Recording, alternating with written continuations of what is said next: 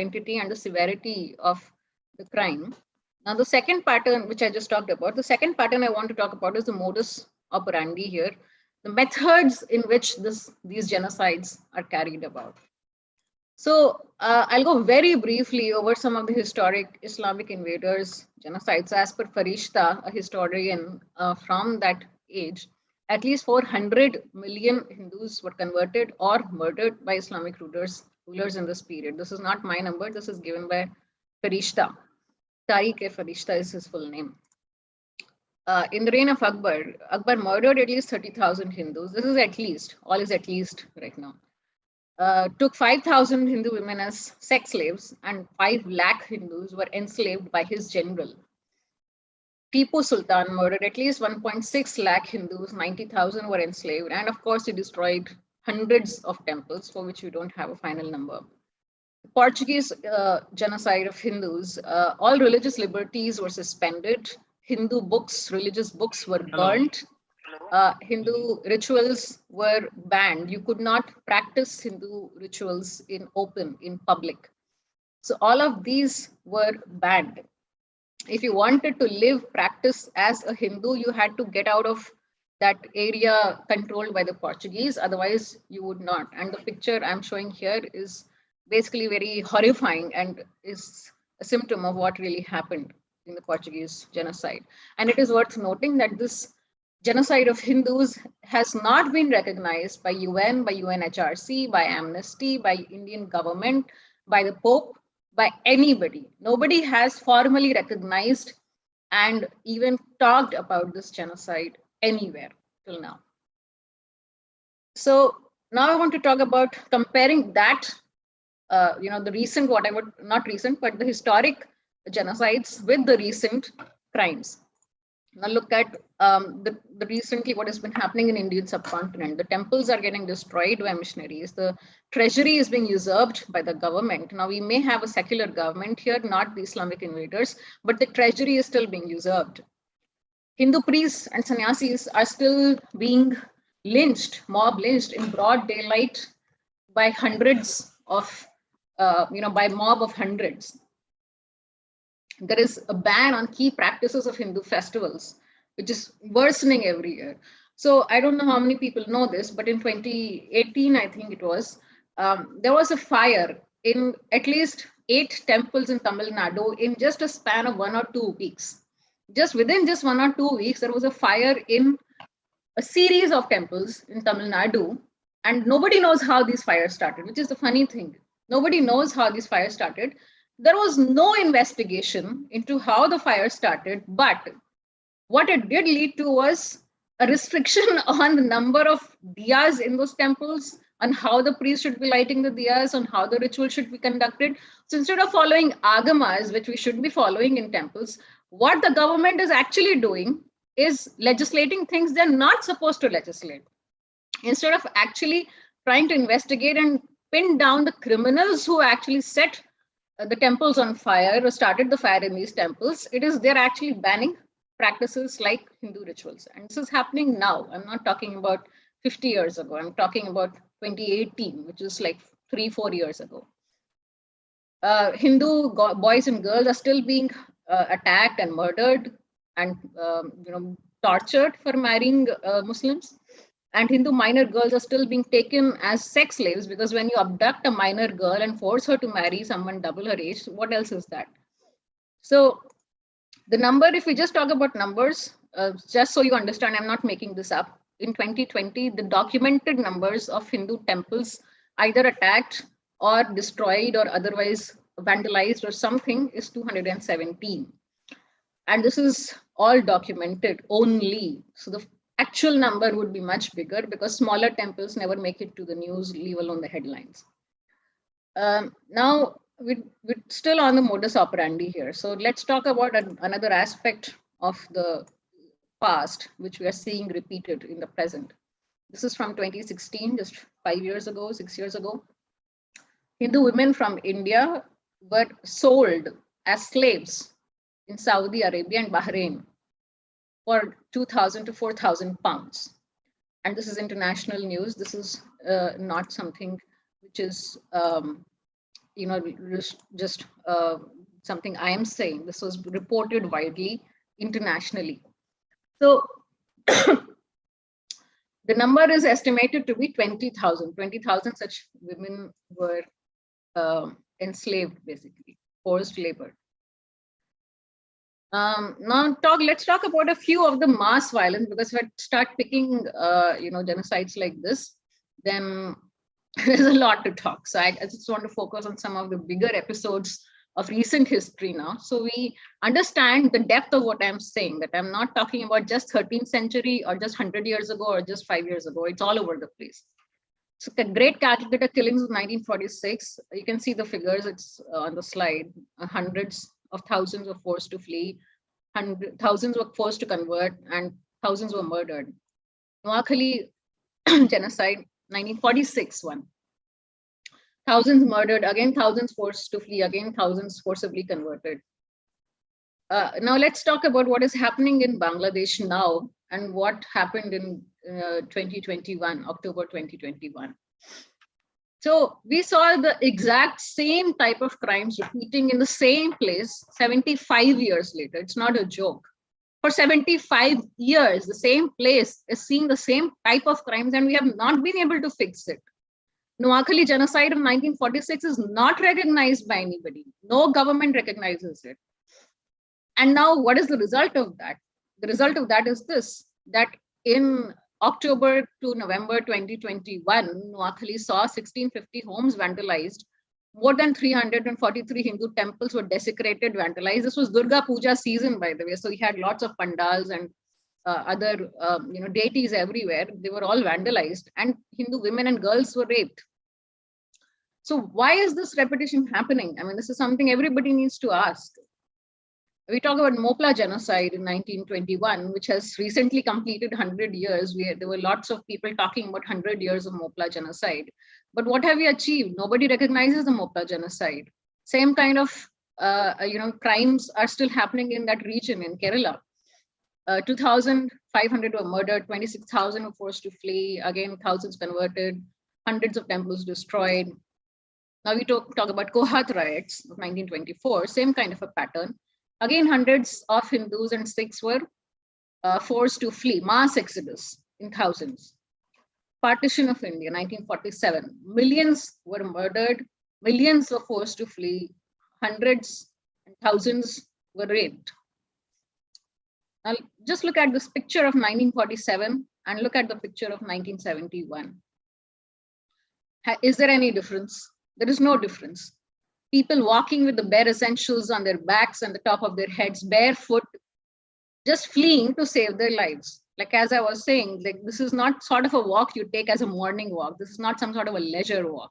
This is an act of desperation by somebody who does not know anything else. They don't know what else to do. They don't have anything to do. There's nowhere to go.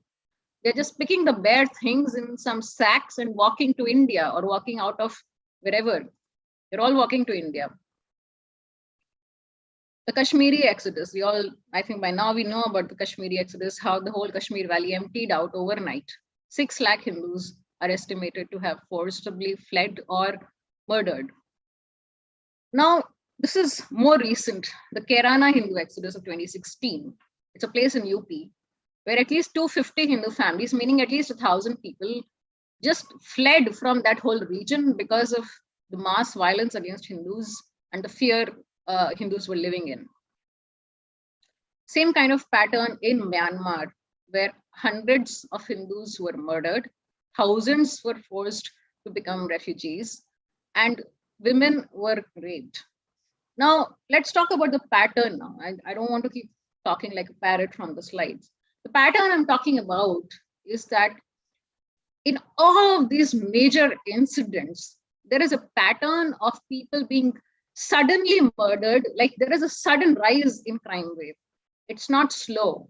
There is a mob. There are lots of people with arms, with knowledge, with intelligence, with planning, with strategy, who attack Hindus and attack them so pathetically, so badly, that those people have no other recourse other than to flee.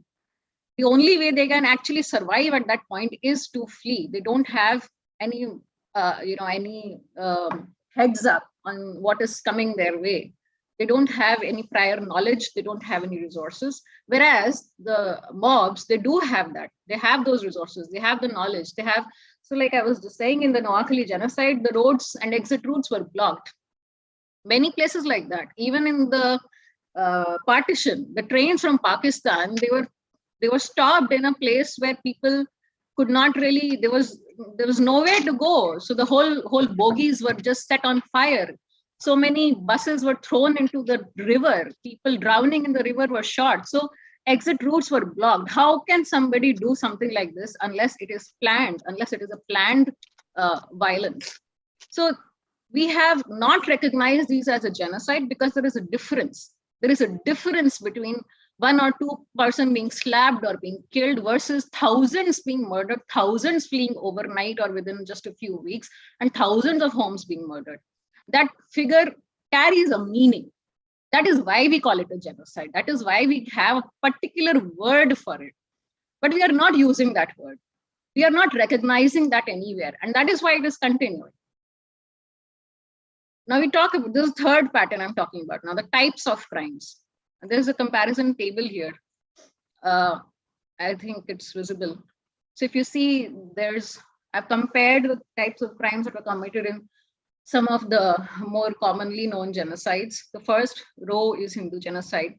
Second, third, fourth, and fifth are Jewish, Greek, Armenian, and Polish genocides.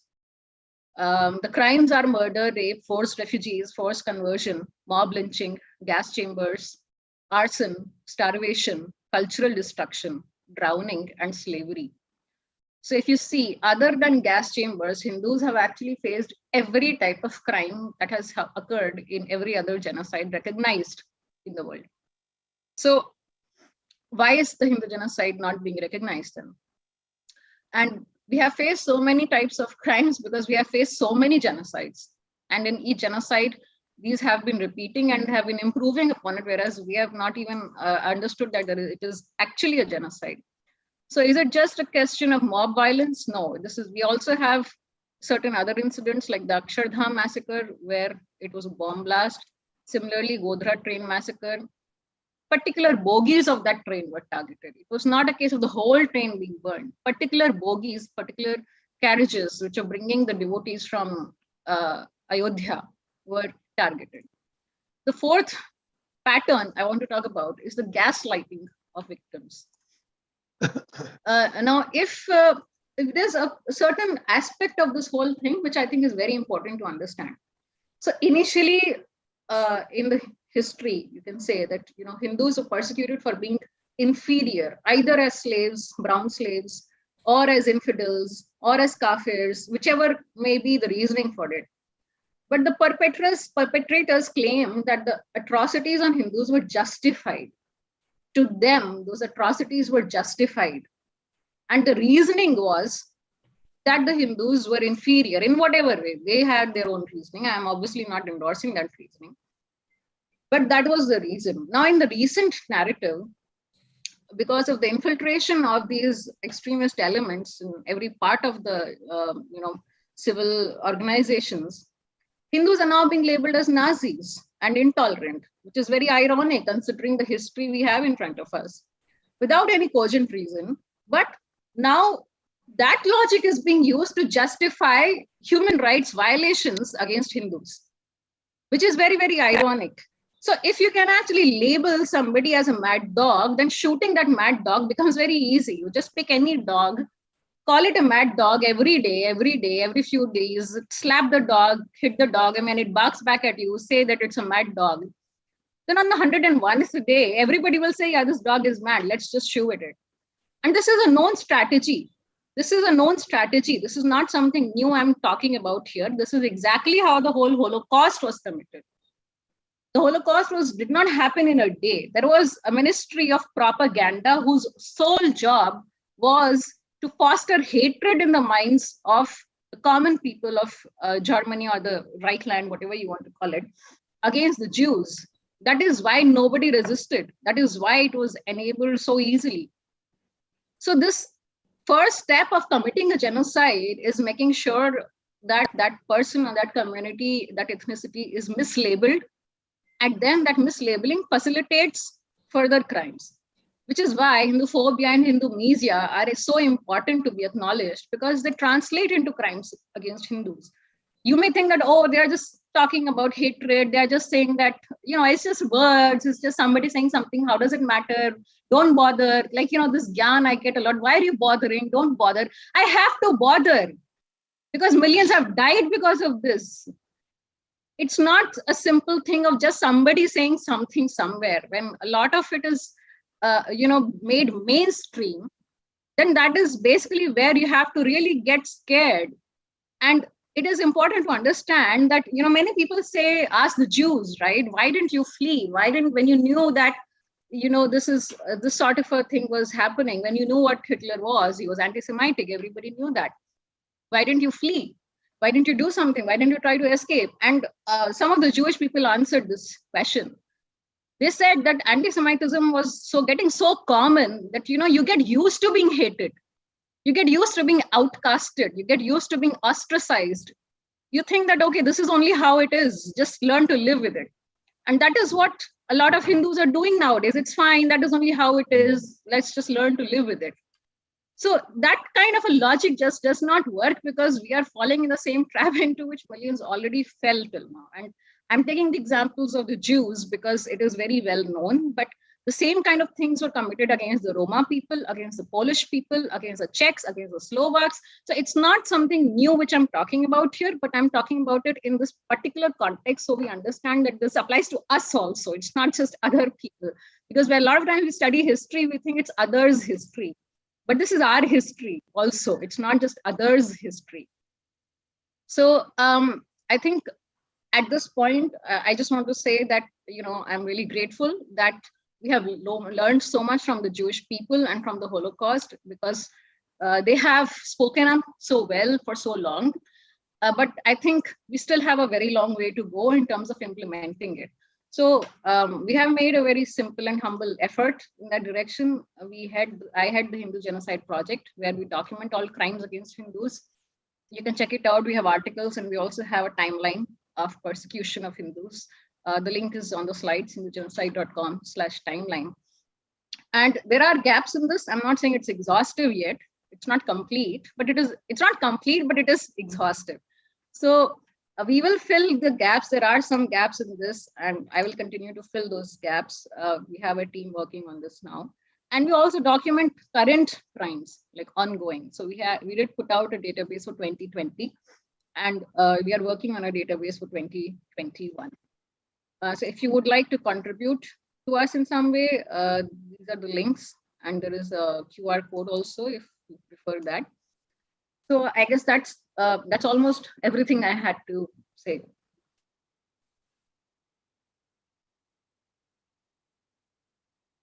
Thank you, Ms. Aarti Agarwal, for this very informating and eye-opener information about genocide. And in fact, the term that seems so simple, the word seems so simple, but I think it has so many manifestations and so many perspectives. And certainly your perspective about Hindu genocide, this is something really means, this is really an eye-opener for all of us. And now we move on to Pandit Satish Kumar Sharma, Satish K. Sharma. He's based in UK. He's a social activist and an author. Now, may I request Pandit Satish K. Sharma to share his views about this particular topic. Pranam ji, namaskar ji, and Jai Shri Ram. Good morning to everybody. Aarti ji, I salute your work, your efforts, and your commitment. Whenever I hear you and see the work that you're doing, it moves me to tears. And it reminds me that we are so successful in one aspect, and that is that we still exist. We have had such a flood, a deluge of hatred targeting us for so long, and yet we are still custodians of a vision of what human beings can be. We are still custodians of the civilization which has attained the pinnacle of achievement in every field of human endeavor, more so than the evidence supports any other civilization. You know, we are a jewel on this planet in terms of what we have achieved and what we have learned and what we have given to the world. And the very fact of our existence is a testimony to the work and commitment, the seva, the tyag of people like yourself, Artiji. So first I would just like to salute your work, and I would demand that everybody who gets to see this supports Artiji's project. This is not a request, this is a demand. And if I ever meet anybody who hasn't supported you, pitai hogi, sun lo. Having said all of that, I will just speak for a few moments because I don't want to take up too much time on this issue. We know what's been going on, but I think there is a journey that we have yet to complete, and I will explain this journey as follows. You know, there are three types of Shakti which control human activities and social change. First is Gyan Shakti, the knowledge and the understanding of what a problem is, and to share that with enough people. When there is enough Gyan and it is possessed by enough people, we see Ichha Shakti appear. And Ichha Shakti is that manifestation which inside of people says, I have to do something, I am responsible for doing something. So Artiji, whenever I see you, I see manifest Ichha Shakti. There is the determination ki ye mera kaam hai, ye mera farz hai, ye mujhe karna hoga. And that Ichha Shakti is necessary for the next step, which is Kriya Shakti. And Kriya Shakti is when a person then makes actions and makes change happen. Now, as a civilization who have been under civilizational threat for 1400 years, sustained violence on a scale which is too much for one human being to bear. Just the knowledge of it is too much for one human being to bear. You know, for a civilization which has been under that pressure, whose members have been stolen, raped, killed, slaughtered, beheaded, every single atrocity that has been inflicted upon us, I give a great deal of leeway and tolerance for the fact that our family is a little bit scatterbrained. We're a little bit confused. We are definitely in the stages of trauma. We are recovering from a deep, deep trauma. And one of the aspects which manifests in trauma is a reluctance to speak. A fear that if I say my piece, if I tell my story, will I be making myself vulnerable? So I have a great deal of patience and tolerance with every single member of our family, including those members of the Bharatiya family who are acting against us, because they too are suffering and they don't even know that they have been enslaved. So we have a great deal of understanding for every member of our family. So the journey that we're on is to move from Gyan to Ichha to Kriya Shakti. And the work that people like Artiji are doing, they are spreading Gyan in so many places and activating Ichha Shakti in many, many places. We do not yet have enough people who are beginning to make Kriya Shakti manifest. And that is to create situations in which change can occur. Now, under the circumstances that we're working under, that means confrontation. We, as witnesses, you know, we are inconvenient survivors. We can bear witness and give testimony to the atrocities that have been inflicted upon us by those forces which are established, which have created the dominant structures for guiding and ruling humanity at this moment in time. Those people who call themselves the first world, when really they are the colonized world, and they call the third world, and that's the colonized world. Those forces, for them, we are an inconvenient adjunct to history. One thing that I'm aware of living here in the United Kingdom is that the British people largely have no clue of their own nation's history. They have been taught a colonized, sanctified, whitewashed version of what their nation's history is. They don't know. And so when we start to tell our story in these places, in European countries, in Britain, in America, suddenly those vested, established power structures, they shake. We compromise the moral high ground that they have colonized. They have colonized the moral high ground as well as many other grounds, but our very existence and our capacity to tell our story, it undermines their sense of self. It undermines their sense that they are superior. It undermines the feeling that they are the saviors of the world. And so Gyan Shakti, and especially in the English language space and the European language space, is the most important thing we can do. We have, I would say, in every nation, probably 60 to 70% of every population wanting and needing to hear our story, because they too are innocents who have been colonized. It's very rarely understood that the first people who the British colonized were actually the people of the British Isles. They have been colonized first and foremost. We have a ruling class in this country who are the inheritors of colonialist wealth and violence. And the first thing they did was to experiment here in England and then in Ireland. And so there is a population who are wanting to hear our way of looking and understanding this, who are our natural allies. We have talked, Aditi, you spoke so eloquently and provided the evidence of the Portuguese and what they did in India. I guarantee you the vast majority of Portuguese people have no notion of what their establishments did in India. And so there's a great piece. In fact, I am so tempted to approach the Portuguese embassy here in the United Kingdom and start this conversation at the earliest opportunity. I think that would be a good thing to do.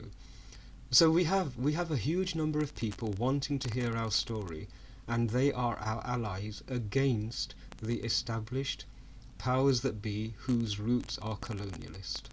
This is the picture that I'm beginning to see.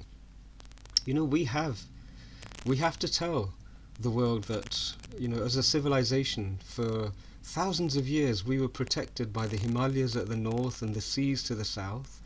And so living in a land where food, well, mango trees grow on street corners, where the food is in plentiful supply, where the climate is very temperate, where the struggle for the basic human necessities was never a struggle.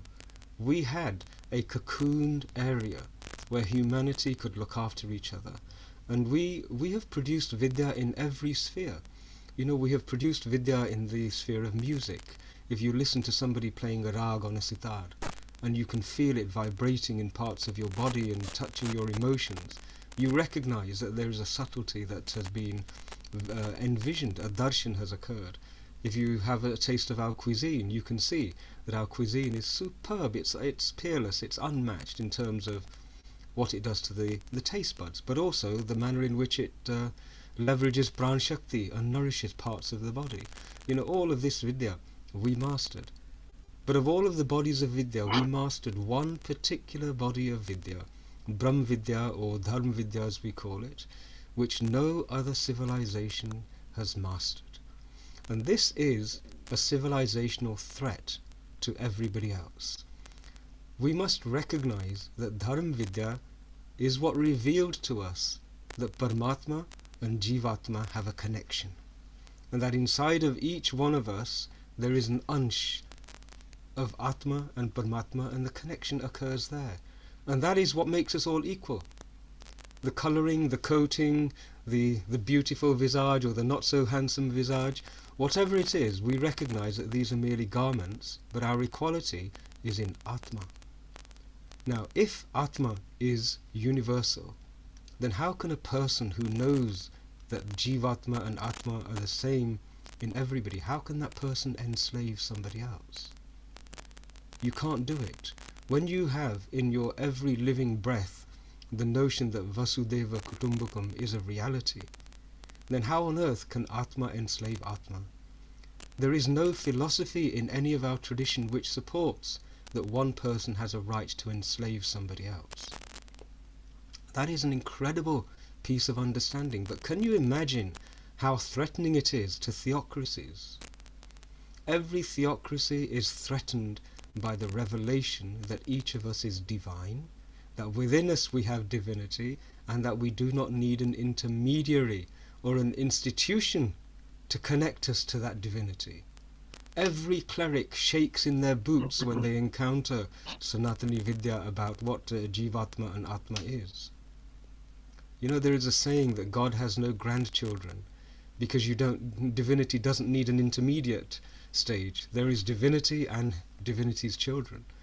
And so all of the clerics who have set themselves up as being representations and the voice of the Creator, they shake and quake in their boots when a Sanatani or a child of the Bharatiya civilization stands and says, this is what our darshan is.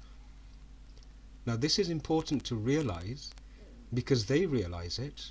They realize that each and every one of us represents an existential threat to their credibility and to their power and to their wealth and to their capacity to enslave humanity.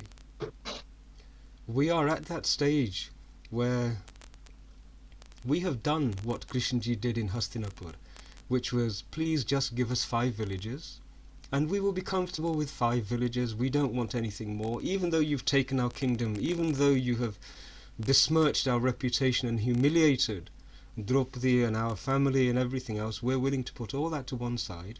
We just want 5 villages. And Duryodhan refused. He didn't refuse because they would represent a military threat. He refused because they represented an existential threat to his ideology.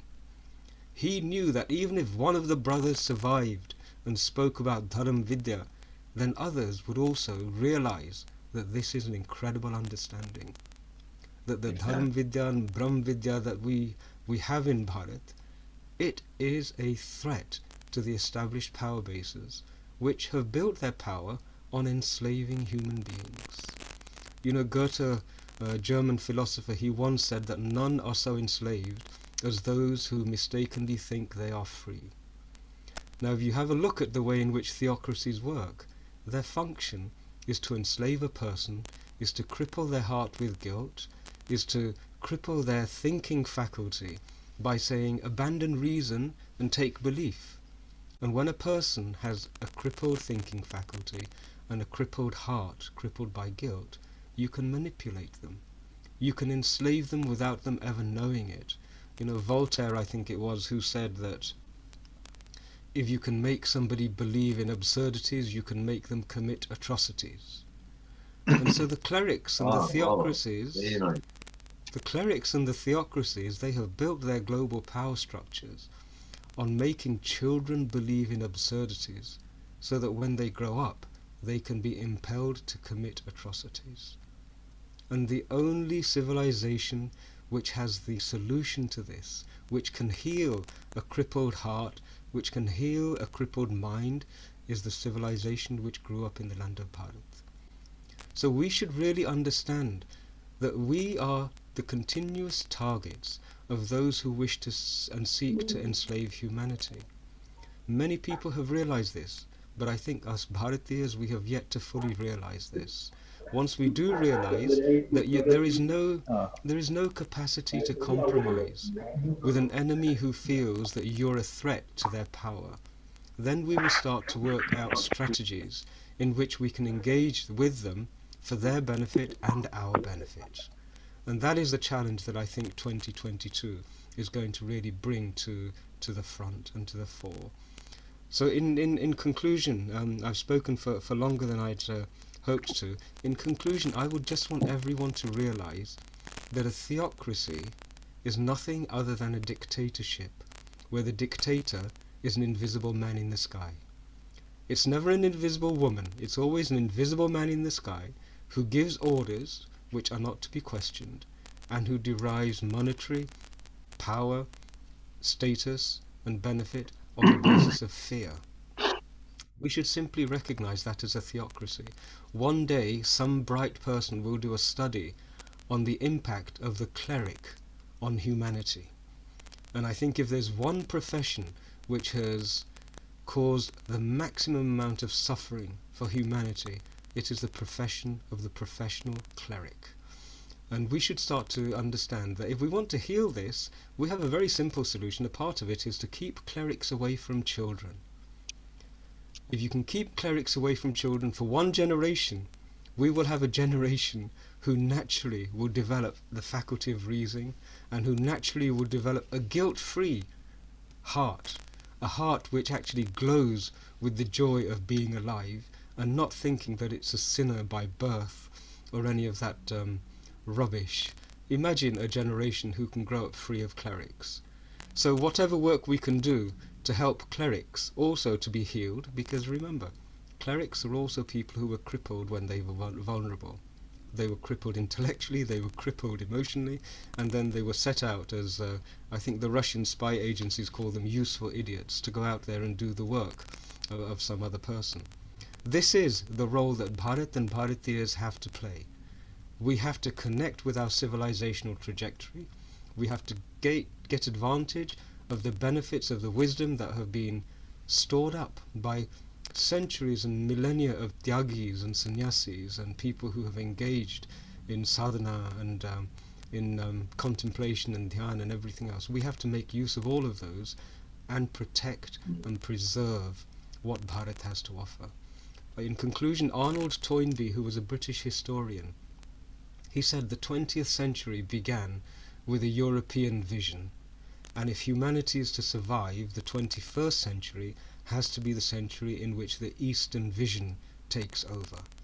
So we have a responsibility not just to ourselves as Bharatiyas, not just to Bharat as a nation, but to humanity, because we have the capacity to both heal humanity, to protect it, and to preserve its heritage.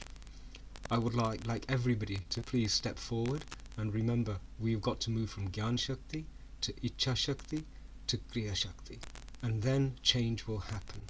We need to do this fearlessly because, as the Gita teaches us, all that's needed is a courageous Arjun who is guided by Dharma and who has the courage to act. And that's what I would implore upon everybody. Please act. Please make a change, make it small, make it local, begin to become familiar with how to do it, and more success will come to us, because the whole of the Brahmand is dharmic, and it wants to see dharma restored. Thank you very much to the group for organizing this conversation. My apologies I wasn't able to join earlier on the time that you'd hoped, but I hope that my contribution will have been of some worth and will go to influence many more people to join your group and to act on all of our behalf. So thank you very much. Om Guru Bhyo Namaha. Jai Shri Ram. Jai Shri Ram.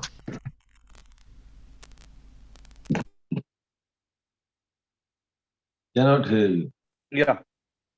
Thank you very much, Pandit Satish K. Sharma. It was really wonderful to have so much of positivity while discussing such a negative topic about genocide. And certainly we need positivity. The whole world needs positivity. And thank you very much for sharing such wonderful and such awesome perspective on the subject. Now, may I request Dr. Amjad Ayub Mirza, who is a human rights activist based in UK, to please share his ideas with all of us. Please. Thank you very much. Hari Om to everyone and Jai Shri Ram. Actually, I would like to. Am I audible? Okay. So I would like to talk about my own city that experienced a Holocaust, genocide of Hindus. And I basically come from Pakistani occupied Jammu Kashmir. And I come from Pakistani occupied Jammu Kashmir, and in Pakistani occupied Jammu Kashmir, I cannot live. I live in exile in the UK. Although I was born in the UK, but I still consider myself to be living in exile because my father moved to Britain in 1957 against his own will. Although he moved voluntarily, but he was forced by circumstance. So my city of Mirpur in 1947 had a Hindu population of 75,000, which was 20% of the total population of the Mirpur district. When Pakistan attacked the state of Jammu Kashmir on 22nd of October 1947, a war, first Kashmir war set in, and uh, they started burning temples and they started killing kafirs. So on the 25th of November 1947, my city was captured by the Pakistani military forces, and the first thing they done was to start uh, burning down businesses that were uh, run by Hindus. So the shops, were burned down. Other business places were burned down, and then they started targeting Hindu houses that where Hindus and Sikhs were living, and they started killing them. And around 10,000 Hindus and Sikhs, including women, children, and men, were killed in a couple of days in Mirpur. So another point I want to make is that Jammu Kashmir was one of the fortunate states where communal violence did not make its way from mainland India. So a lot of Hindus and Sikhs had migrated to my city of Mirpur for refuge, like to stay there for a few months, and then considering that situation and things will calm down a bit, they would go back. So there was a total of 25,000 Hindus and Sikhs who were living at the time that the genocide began in Mirpur. And excuse me, then uh, a lot of people were killed. So about 25,000 of those who were left out of 100,000, 25,000 were left. Before the genocide, 2,000, only 2,500 Hindus and Sikhs managed to make their way to Jammu, escorted by the retreating uh, Jammu Kashmir Maharaja's army. So these people were killed, and 25,000 people were Hindus and Sikhs were arrested, and they were told that there is a Gurdwara, uh, a Sikh temple in Ali Beg, and they are going to be taken there. And they told them that that is basically a refugee camp, so they will stay there until International Committee for Red Cross comes, and they would be handed over to them. So this death march, this journey of death then starts from my city of Mirpur towards Ali Beg. On the way, they started summary executions of these Hindus and Sikhs who were in the march, as well as raping our women, and about 5,000 women, they took poison and committed suicide. A lot of male also committed suicide during this journey. When this death march, people in this death march, the Sikhs and the Hindus, which were around 25,000, when they reached Ali Beg, there were only 10,000 left. So 15,000 were killed and en route. And they were not buried or cremated. They were just left there to rot, their corpses. So when they reached Ali Beg, this summary execution still continued. And by the time United Nations arrived in March 1948, now imagine from November 1947 to March 1948. So that is December, January, February, March. After 4 months of this genocide, during this war period, was taking place, and the Indian army was asked not to cross Punch River. So nobody came to our rescue. Nobody came to our rescue. We were being killed left, right, and center. So by March 1948, when the International Committee for Red Cross arrived in Ali Beg, out of this 100,000, including those 25,000 who had come from Punjab and 75,000 Hindus and Sikhs who lived in the Mirpur district for centuries, only 1,600 were alive. 1,600 were alive. And the population of the whole of Pakistani occupied Jammu Kashmir was 114,000 minus these Punjab migrants. So the registered population of Pakistani occupied Jammu Kashmir was 114,000 Sikhs and Hindus. And by March 1948, it was reduced to 790. I mean, these are hair raising. This is even more the proportion. If you look at the proportion of the genocide of during different civilizations, or even the Holocaust in Germany, look at the proportion. Proportion wise, we were wiped out of Pakistani occupied Jammu Kashmir as Hindus and Sikhs. So 25th of November, the day when the genocide of Hindus and Sikhs began in my city of Mirpur, is now observed as an annual day called Mirpur Massacre Day, especially in Jammu. So now, why were they killing our Hindu and Sikh brothers and sisters and uncles and aunts and dadis and nanis and chachis and masis? Why were they killing them? They were killing them because they wanted the land to become pure. Because Hindus and Sikhs were contaminating the land.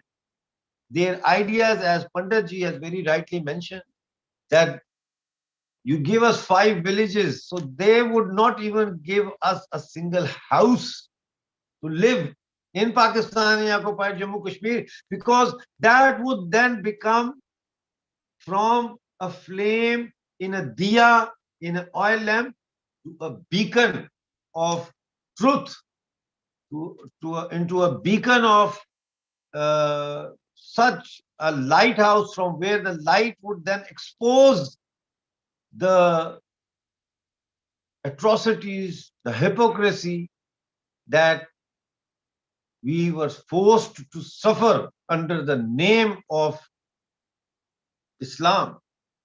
So we were gotten rid of, and today there is no Hindu or Sikh left in Pakistani occupied Jammu Kashmir, not a single Hindu. My village, our neighbors were Hindus, Sikhs, nobody even gave a second thought about what religion my neighbor has.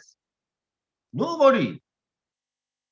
So now my point is, let us connect this genocide with the genocides that took place after the 25th of November, most notoriously the genocide of Kashmiri Pandits. Link it with that, because this is a continuity of events dotted with periods of lull. And let us connect it way back with the Arab invasion of our country, Hindustan, led by so-called Muhammad bin Qasim. And then we will be able to make a linear, timeline, and we will see that this genocide is a perpetually continuous process. It is not an isolated incident. It is backed up by ideology, as Panditji has mentioned. He has quoted, Pandit Satishji has quoted probably Voltaire when he says that if you can make people believe in absurdities, you can make people commit absurdities. the biggest absurdity that our people have been forced to believe in, have been poisoned to believe in, is that communal two-nation theory led by the British and then reinforced intellectually into the mindset of the Muslims of Hindustan. We have to expose all those reasons, conspiracies in from the beginning of the Arab imperialism till the collapse of British colonialism to understand why the genocide of Hindus continues in a perpetual way. And just to conclude, I would like to mention here that a girl of 9th grade, 14-year-old called Nagina Chandio, her body has been found 2 days ago in Sindh in Dadu district. She was raped. She's a Hindu girl. She was kidnapped from her house. She was raped and then strangulated. And you know, when they found her body, yeah, they found her body on a roadside. And you know what the name of that road was? Sita Road. Thank you very much.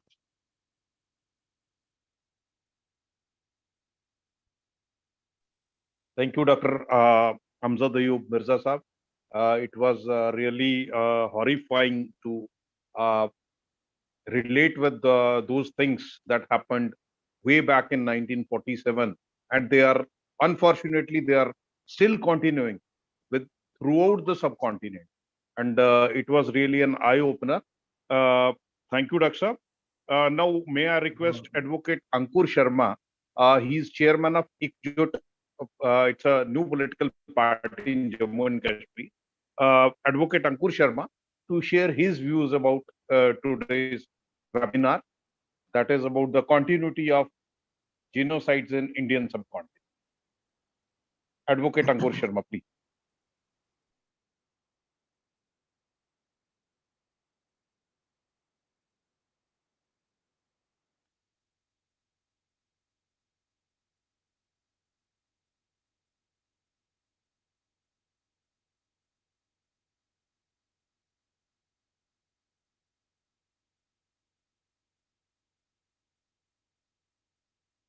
I think their mic is muted.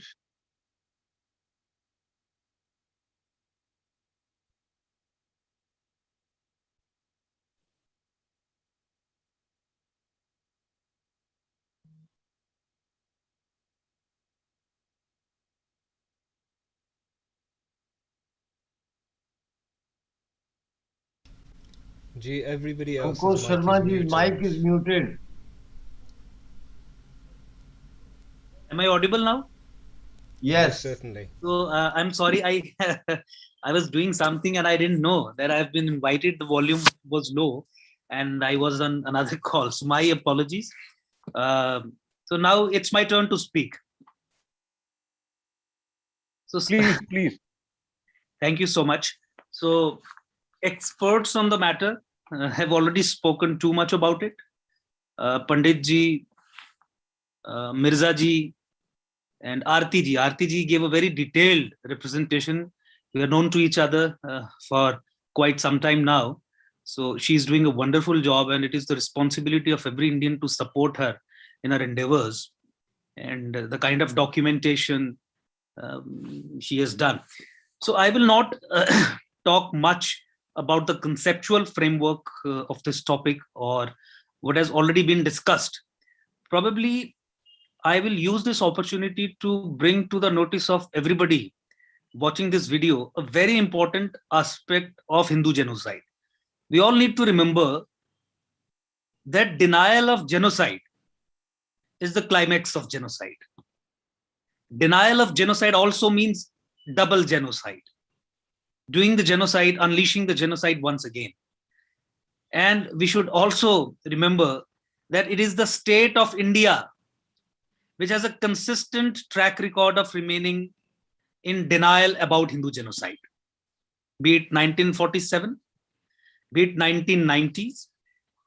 I will talk specifically about Kashmir. Hindus of Kashmir and Hindus of Jammu province also are facing worst genocide at the hands of non-secular, theocratic, Islamic Muslim state of J&K, which was created by the Constitution of India through the aegis of Article 370 and 35A. I'll talk specifically on the Kashmiri Hindus' plight and Hindus of. What has happened here is, despite repeated demands and sufficient evidence in the public domain, the state of India refuses to acknowledge whatever happened to the Hindus of Kashmir and Hindus of Jammu lately as genocide. India is a signatory to the Convention on the UN Convention on Genocide. Not only signatory, but India was the co-sponsorer of the convention itself. It was signed by the executive wing of the government, but was also ratified by the Indian Parliament, this convention. But the laws were not legislated, laws were not made, and consequently, whatever happens to Hindus is dismissed as some kind of, something of a petty crime. Like, for instance, Hindu genocide in J&K is dismissed as migration or exodus, etc. Now, that's one thing. Killing people directly, maiming them, raping them, murdering them, targeted killings, everything of the sort has been discussed. The other area which we need to have, in our consideration is, by deploying the models of Muslim Brotherhood, using constitutional freedoms in a constitutional democracy, how do you purge it? Using constitutional freedoms, entering democratic spaces, entering democratic institutions, taking control of the democratic institutions, a different kind of genocide is also unleashed. Obviously driven by the ideology of jihad. In J&K, what we have seen is to decimate Hindus of Jammu province, 10 districts in Jammu province, 10 districts in Kashmir province. Collectively, it is the UT of J&K. Kashmir is Muslim majority. Hindus have been wiped off. Jammu happens to be Hindu majority. So how do you take over Hindu majority Jammu province? So by legislating laws, you are unleashing a genocidal process on the Hindus of Jammu by changing their demography, using laws. You're trying to wipe them off. So what we have in J&K are the kind of laws known as Roshni Act or the J&K State Lands Vesting of Ownership to the Occupants Act, under which ownership rights of state lands in Hindu-dominated areas were given to Muslims exclusively to change demography and a genocidal process in nature. You had the chief minister of the state coming up with an executive direction granting legal immunity in favor of Muslims to occupy lands in Jammu province, and also to legal immunity from crimes of cow slaughter and bovine smuggling. It was a 5-page order, an executive order, a clandestinely issued order, a classified document, which provided that if Muslims occupy lands in Jammu province, no district magistrate or SSP, the police superintendent, will take any action against those Muslims. If it so happens that a court order comes and it becomes unavoidable to evict Muslims from encroached lands, then SSPs were given directions not to provide police assistance for carrying out such kind of evictions. Then you have the state apparatus engaged, and it's very absolutely clear. I'll not go into details because I know the time is less and we have already exhausted 2 hours of the time. Rohingyas and Bangladeshis, illegal Muslim immigrants, in a very organized manner, were exclusively settled in Jammu province in Hindu majority towns and around security establishments. So now they have opportunities of employment, they are employed, they were allowed to intermingle into the society. Even the chief minister, the then chief minister, the ministers, all mainstream politicians would stand advocating in their favor for their settlements, etc., on humanitarian grounds. aiding ultimately to the process of what is called as land jihad or demographic assault or demographic invasion of Jammu, which is again a genocidal in nature. Now, you have reports filed in J&K High Court in certain public interest litigations of which I remained a part, where through data, on the basis of data, it has been proved that forest lands running into several lakh canals have been encroached 90% by the Muslims with state assistance, state connivance. Riverbeds have been encroached exclusively by Muslims in Jammu province, in Hindu-dominated Jammu province. You had a report prepared by a District 10 Sessions Judge, a committee headed by District 10 Sessions Judge Jammu, with revenue authorities being other members. They submitted a report before J&K High Court in a public interest litigation, where the court had asked, you provide us the names and pictures and details of all the encroachers who have occupied River Tavi. River Tavi is a very pious river. Bhagwan ka darja ise diya jata hai. In the municipal limits of city Jammu. Jammu is an exclusively Hindu-dominated city. So the court wanted to know who are the people who have encroached the embankments and riverbeds of this river. So 698 names were recorded in that report. Out of 698, 697 are Muslims. And they continue to encroach these riverbeds and embankments. So be it forest lands, riverbeds, state lands, there is a mechanism in J&K existing even as on date, using which Muslims are being settled at all such places with an intent to change the demography of Jammu. Now this has to be looked into from a wider perspective, because Pakistan, ISI and those proponents of Ghazwa-e-Hind, raid of India believe that the unfinished chapter of Islamic history, Hindustan is an unfinished chapter of Islamic history, because not everybody could be converted into Islam. So how do you go about it? How do you do that? So they say that for raid of India to happen, for Islamization of India to happen, Islamization of Himalayas is very important. Because only if Himalayas are Islamized can you Islamize Sanatan. So to Islamize Sanatan, you have to Islamize Himalayas. So Kashmir was Islamized in 1990s through these genocidal processes.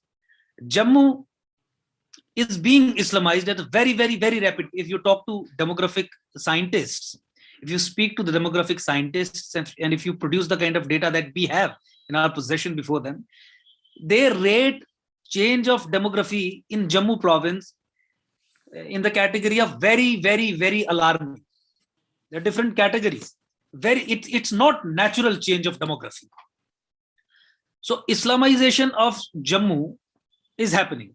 Now, so many Pakistani generals and experts of the military establishment in Pakistan, they believe that for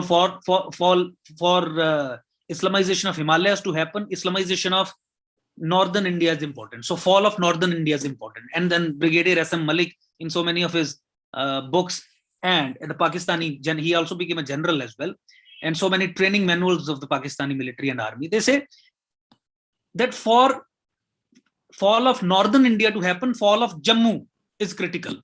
Jammu means these 10 districts is critical.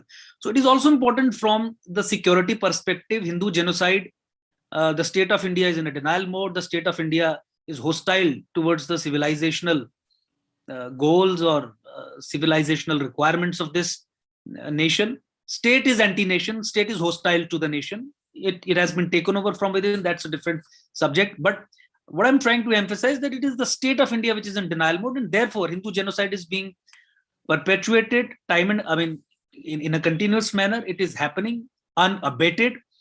It is duplicating as well. Today, elections in UP are fought on this thing that hum UP mein aur Kashmir nahi banne deenge. So what does that symbolize? If you talk about Karana, Dr. Aarti gave a very detailed representation. She also talked about Karana and other parts of UP where you saw Hindu genocide. So genocide denied also gets duplicated and replicated. It is happening. But I just want the audience to realize that it is the state apparatus, it is the state of India, on account of its denial mode, which is allowing Hindu genocide to go unabated. That the role of the state of India needs to be called out. We believe we form the nation. Now, I'm not saying like Mao or a hardcore Maoist that you have to overthrow the state. It is our state. It is a political instrument for the Bharan Poshan of our nation. It has been taken over. You have individuals and policies planted in the state apparatus over a period of time that the character and nature of the state aisa ban gaya hai ki it is hostile towards the nation. So therefore it continues to remain in denial of Hindu genocide.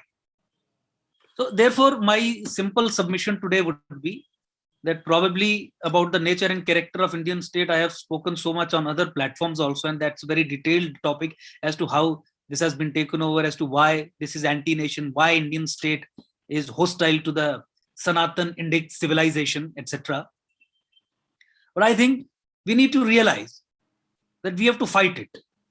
We have to get the state rid of the kind of takeover that has happened over a period of time through subversion.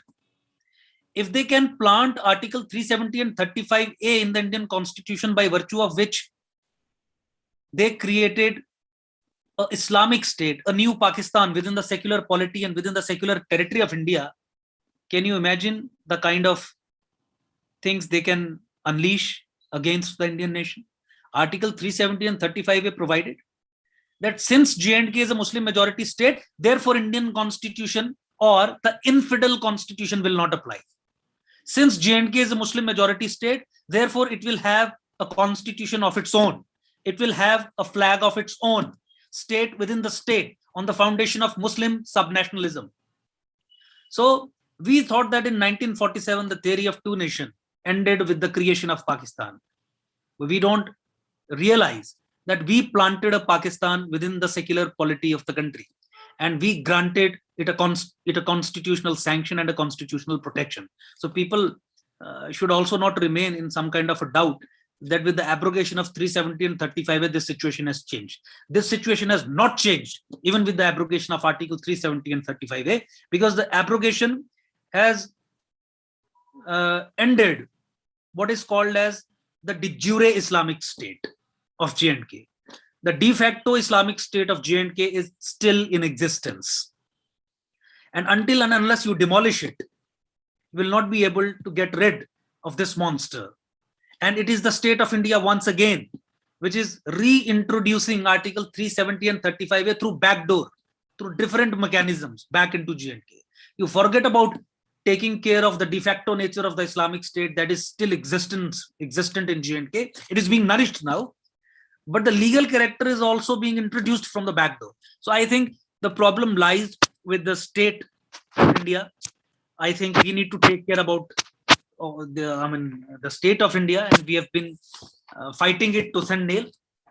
I talked earlier about the kind of legislations where Muslims were given ownership of public lands through which and given legal immunity. I just wanted to bring on record that Roshni Act was challenged by me. I was the party in person arguing the case on my own in 2014, and in October 2020, I got it declared unconstitutional from the J&K High Court. And there was a direction to the government to take back all lands, lakhs of canals of lands which have been given in ownership to Muslims using this act. But do you know, the state of India through government of India made a statement in the Supreme Court that will not take action against anybody who has come in appeal against the Roshni judgment in Supreme Court, despite Supreme Court deciding not to interfere in the matter. And the state of India filed a review petition in J&K High Court saying that we want to regularize whatever has been given to poor Muslims.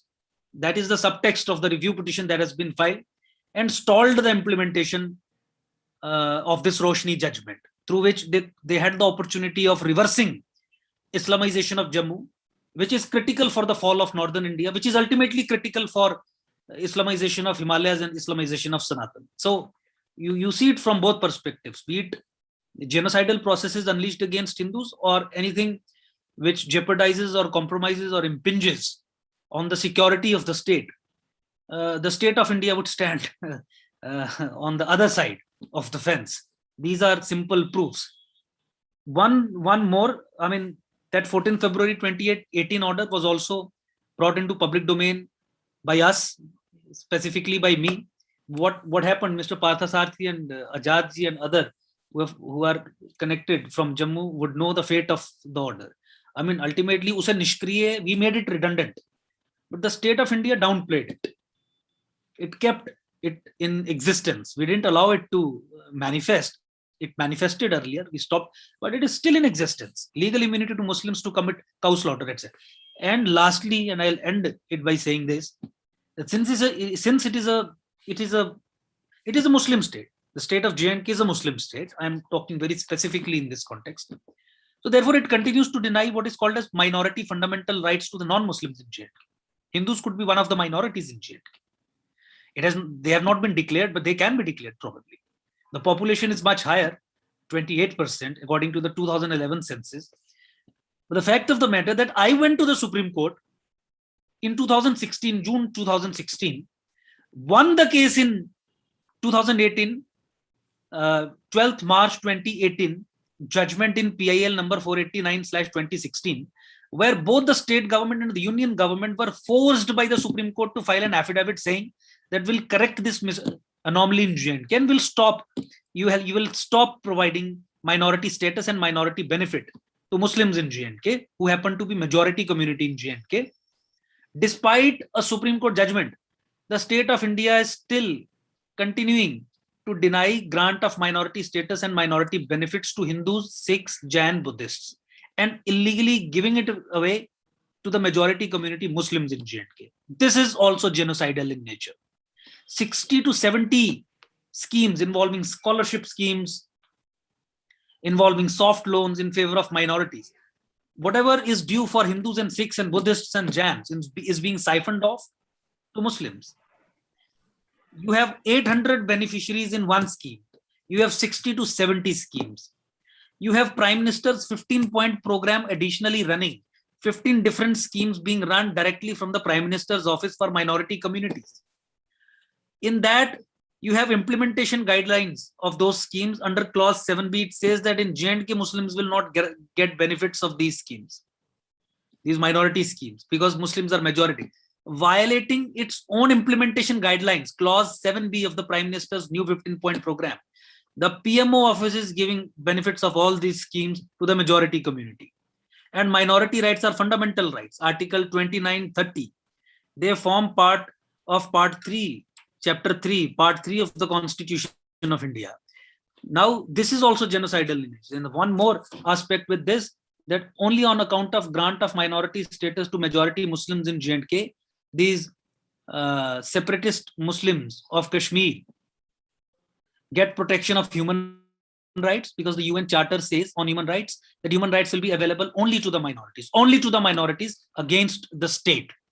So they go outside, they go before UN and UN affiliate agencies, and then they show up concocted reports that Indian Army is an occupation army, Indian Army is an imperial army, and force UN and UN affiliate agencies to interfere in the internal affairs of the country, thereby creating an international support for Islamist secessionism in J&K. But who is enabling this secessionism in J&K? Who is providing an ecosystem to the separatists, Islamists of J&K to have international support for secession in J&K? It is again the state of India, because it has illegally granted minority status despite a Supreme Court judgment to the Muslims in J&K. And that is how they get protection of human rights, and through human right violation, etc., false reports, they get to have these third parties interfere in the internal affairs of a sovereign country, because India is a signatory to the Human Rights Convention. So any violation of human rights will give a handle to the other parties to interfere. So secessionism ko agar international support Jammu Kashmir mein hai, it is because of the conduct of the state of India.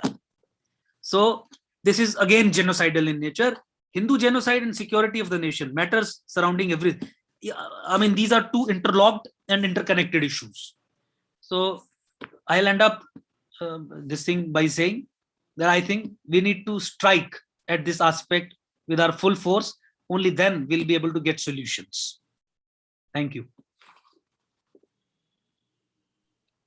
Thank you, Advocate Ankur Sharma ji, for this mind-boggling means legal perspective of this problem, and the way this genocide is being continued in different ways.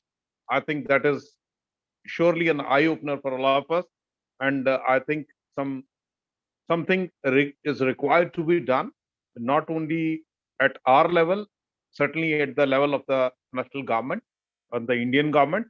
They must understand this point of view, that how this genocide can be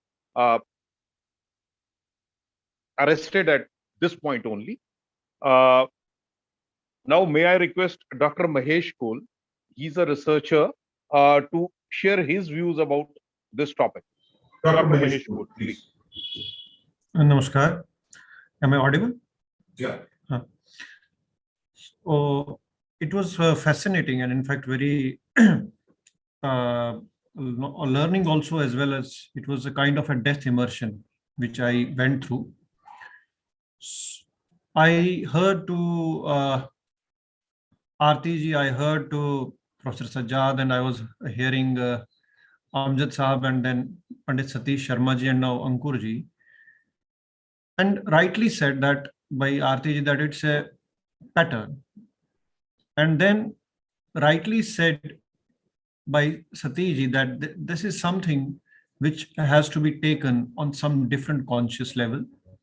Thirdly, now as Ankurji was saying that it's a continuity, this is a very important point. These all are very important points. I want to take a different turn from here because all the fellow panelists, companions here have talked about genocide in a broader perspective. They've talked about what genocide is, how it's perpetuated, how it is basically nurtured by the state-sponsored mechanism by the subversion. But over the years, the enemy who has perpetuated the Hindu genocide in the Indian subcontinent and most closely in this conflict zone, ethno-religious conflict zone of Jammu and Kashmir, we know who is it. But the question is that the enemy is using a different kind of a strategy over the years, different kinds of tactics. The old tactics is being a new way to perpetuate this genocide. Earlier, we used to say that this is a cross-border terrorism. The people are being sent from across the borders into India and into Jammu and Kashmir and then unleash violence, plunder, and religious cleansing. And then there was a use of, I can say, pseudo terminology by the so-called national experts on security, who said that it is basically a proxy war. But I disagree. When the national security apparatus or the experts use the terms like proxy war for a full-fledged war, which we have denied, not only, at least in modern times in 47, it goes beyond that. What happened in 1931 in Jammu and Kashmir, how things were subverted and how it was later carried as a legacy by the successor Indian state. So this was not a proxy war. This is not a proxy war. What has been unleashed in Jammu and Kashmir is a full-fledged war. And the only fact is that the people who were infiltrated or made to cross into Indian side were people without uniforms. We know how Akbar Khan gave the records, who was a Pakistani army personnel, and how things were perpetuated. And number two is that how exactly it afflicted us. Now the enemy has divided a cost-benefit method to indulge in genocide. Now the genocide, they know they are not perpetuating themselves. They have created an apparatus in which they create a fifth column amongst the Hindus who are the beneficiaries of these jihadi outfits or the state-sponsored subversives at some time or some level for electoral politics or other things. This fifth column is used to subvert or erase as Ankurji has said, erasing of the, you can say, evidences, or RTG has said through research, that the fifth column, this is the fifth column which is acting as the overground arm of these genocide supporters or jihadis and leading to erasure of genocide. So they don't need now people coming from across the borders to inflict genocide. They have got people in your shape or my shape from your community, which is a victim community, to act as victim collaborators and inflict genocide. These people are being infiltrated into institutions, policy think tanks, political parties, and there is a cross-section of infiltration of these subversives who are the fifth columnists, I must say. I dare to call them show boys and quislings, who are basically subjecting their own people to jihad. And this internal subversion is the greatest threat in reversing the genocide, in giving justice to the genocide victims. So the time has come when India as a nation, as a progressive nation, will have to vouch for genocide prevention bills, or there should be a kind of politics now in India, because even the UP election is being fought on the plan that we won't allow Kashmir-like pockets. What does it mean? It means that the genocide, which was localized in Kashmir, which was termed as law and order problem, was not actually a law and order problem. It was the first phase of denial of genocide. And now that denial of genocide has led to replication of genocide. They used to say 3% of people could not counter the jihadis because they knew that this kind of propaganda will save them. Because when state apparatus is not with you, when the state is not with you, even if you are in the majority, you will be subjected to genocide. What happened in West Bengal, where 70% of the population is a Hindu population? If Kashmiri Pandits were cowards, they were 3%, they could not fight. Then what about the 70% people who were majority? They were Hindus. They were controlling the state apparatus. What happens? It was subversion. The majority does not matter whether Hindu is in a majority or minority, because ideologically driven war cannot be defeated by numbers. It needs the political will. It needs the assertion. It needs the defeat of subversion. So it's now the Hindu fifth column, which is acting as the extension of jihad in India, extension of jihad in Jammu and Kashmir. We know how universities in Jammu have been subverted, how the people from the Kashmiri Pandit community have been made to infiltrate the offices and damage it from within. When community is not ready to accept them as the well-wishers of the community, why government of India? Why the policy makers, when they know that these people have damaged the cause of India? So there is a premium for subversion, fifth columnists, and humiliation for nationalists in Jammu and Kashmir. They co-opt those people who have a background of notoriety and acting against the nation. So this kind of war is a very dangerous war. And this is a kind where they create divisions. They pit Kashmiri Pandit against a Dogra Hindu to create a vertical split in the vertical and horizontal split in the Hindu unity, because it suits the enemy. They use our own people to defeat this war. And this makes the penetration of jihad easier. I call it the process of desanskritization of Himalayas, dismantling of the northern frontier. That's what exactly is happening. The answer to jihad, the answer to reversal of genocide lies in desanskritization of the northern frontier in Jammu and Kashmir. And if it is not done, we are not far away. When these pockets will replicate and will lead to the balkanization of India. These balkanizing pockets are dangerous. We have to understand that these people are not only present with weapons, they're affecting your mind space. Genocide is not only killing of the people. Genocide is not only rape of the people. Genocide is not only burning the localities of Hindus. Genocide is having an effect on your mindset, basically paralyzing your ability to think. They have paralyzed your ability to think. That's why fifth column is being generated. Same thing happened with the Jews. Same thing happened with the Armenian Christians. So the question, if you want to defeat genocide, genocide has entered the next level, from arson, killing, loot, to creation of fifth column. So be aware of the fifth column. Identify them. Name them if you want to get the justice delivered. So it's basically the people who are acting from within as centrifugal forces to defeat this war against genocide. I put an end to my presentation because already so many people have talked about it. So it's already too late. I rest my case. Thank you, JK Unity Foundation, giving me an opportunity, Dr. Gopalji, Ajadji, and all the friends who were participating here. And I congratulate you for keeping this banner of delivering justice to people across the fault lines alive. We hope that this gets a multiplier effect, not only in Indian nation, but across the world, where this genocide has been denied. Because if you deny this genocide, it will be duplicated. Vande Mataram, Jai Hind. Thank you, Dr. Mahesh Kaur, for this wonderful presentation, because what you said is 110% correct, because if things are not properly noticed at this point of time, it will be very difficult to arrest this genocide, to reverse this genocide. And thank you very much. So I think all the speakers have already given their presentation.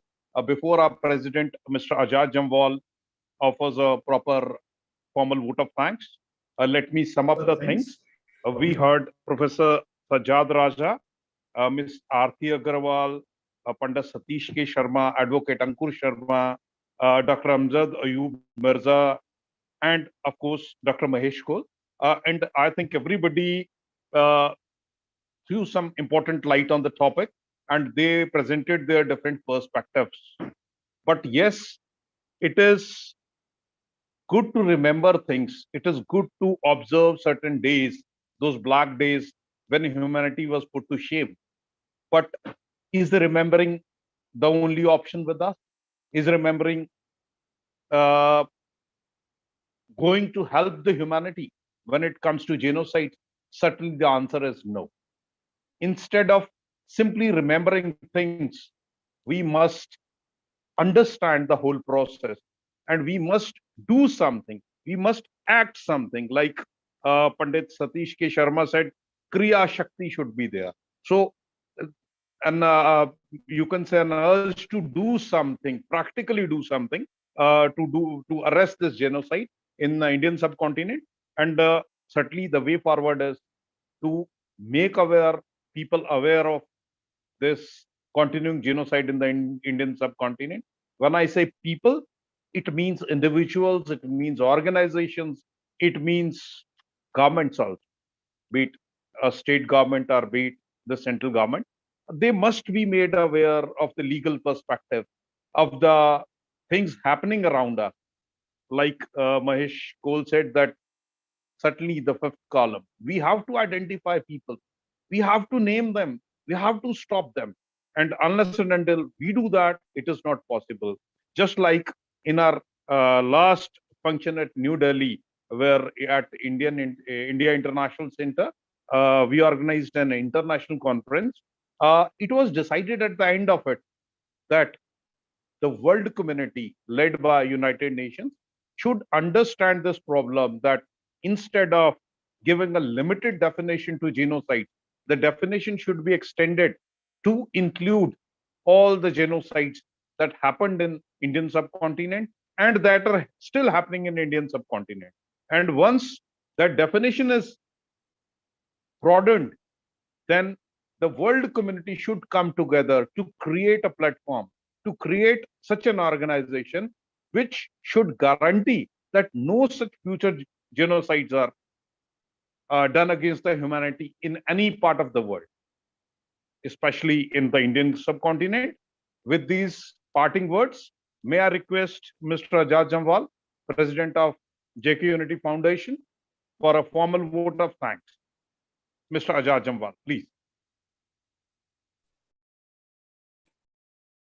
Thank you, Dr. It was a very lively discussion on the International Holocaust Remembrance Day. And it was the effort of Jammu and Kashmir unity to bring to forth the continuing genocides in the Indian subcontinent. And the main perpetrator of this genocide is of course, the Pakistan. It is leading the state actors and non-state actors in all the three countries, including India, Pakistan, and Bangladesh, to continue this process of genocide, which it unleashed the day it got the independence from British. So India has been at the constant receiving end, and nobody was talking about the continuing genocides in Indian subcontinent, and the only genocide which is recognized all over the world, that is the genocide. But we feel that the genocide of Hindus, the Muslims in Pakistan, in Bangladesh, and which is still continuing, it has to be highlighted. And it was our effort to highlight this in this program. And I am very thankful to the panelists who have enlightened us with their great views. And it was a great interacting with all of you, especially Pandit Satish Kumar Sharma Sahab, Amjad Aziz Mirza Sahab, Professor Sajjad, who took time from their busy schedule and enlightened us with their viewpoint. Of course, Ms. Aarti Agarwal, who has been doing a wonderful job on the Hindu genocide, and I think that she is the only one who is doing some research-based project on this Hindu genocide. And of course, my brother, Dr. Gopal Parthasarathi Sharma and Ankur Sharma, who have contributed tremendously to this program. Thank you very much.